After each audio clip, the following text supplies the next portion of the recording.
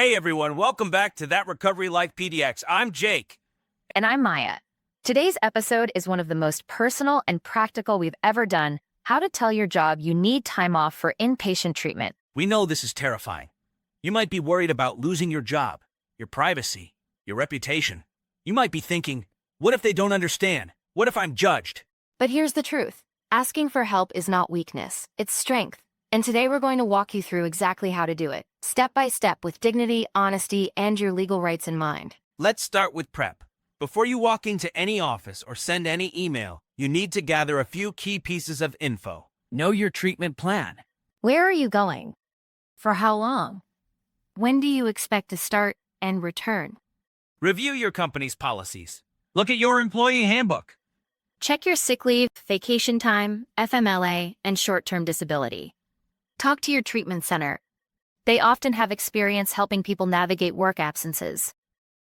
Ask them if they can provide documentation for HR. So here's the part a lot of people don't know. You actually have legal protections. FMLA, Family and Medical Leave Act. If you've been at your job for at least a year and your company has 50 or more employees, you may be entitled to up to 12 weeks of unpaid, job-protected leave for medical treatment, including substance use disorders. ADA, Americans with Disabilities Act. Addiction is classified as a disability under ADA if you're actively seeking treatment. Employers can't legally fire you just for going to rehab. HIPAA, privacy laws. Your employer is not allowed to share your medical information with anyone else in the company without your consent. But remember, these laws don't protect you if you're using on the job or violating company policy. The protection kicks in when you seek treatment. So what do you actually say? Here's a basic script you can adapt. I need to take a medical leave of absence to address a health condition that requires inpatient treatment. My doctor recommends I begin as soon as possible. I'd like to work with HR to ensure I follow the correct steps for requesting leave. You don't have to say rehab or addiction unless you want to. You can keep it general. Once HR gets involved, you'll have a chance to submit documentation through official channels, and they're legally required to keep it private. If you do feel safe being honest, here's a more open version. I've been struggling with a substance use disorder, and I'm ready to get help. I'll be entering inpatient treatment, and I'd like to talk about taking medical leave to prioritize my recovery. I'm committed to coming back stronger and healthier. Let's talk money. Most insurance plans do cover inpatient treatment, especially under the Affordable Care Act. But the devil is in the details. Call your insurance provider and ask, What facilities are in network? How many days are covered? Do you need pre-authorization? What's your copay or deductible? And many treatment centers will check your benefits for you. Just call and say, I need help understanding my coverage.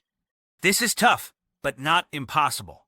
If you're a freelancer or gig worker, consider taking time off unpaid and planning finances accordingly, looking into short-term private disability coverage if you have it, talking to trusted clients about pausing work, asking family or your recovery network for help.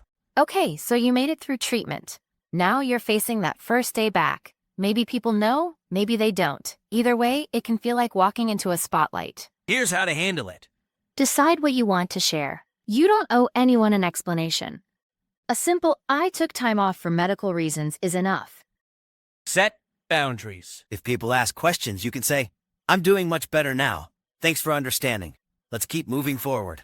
Have support ready. Text your sponsor or a sober friend at lunch. Schedule meetings around cravings or stress points. And don't be surprised if people actually respect you more. We've seen it happen. Your courage might inspire someone else to get help. If you feel like you're being treated unfairly after coming back less responsibility, rumors, cold shoulders, you have options. Document everything. Keep notes and emails. Talk to HR. Let them know what's going on. Know your rights. Discrimination based on a past medical condition can violate ADA. This might be the hardest conversation you've ever had, but it could also save your life. Taking that leap and saying, I need help, is one of the most powerful things you'll ever do. You are not alone. Millions of people take medical leave every year to heal, and they come back stronger, more focused, and more alive. And if you need tools to stay motivated like recovery coins, medallion holders, or daily reminders, check out our store at thatrecoverylife.com. We've got your back every step of the way. Be brave, be honest, and we'll see you next time on That Recovery Life PDX.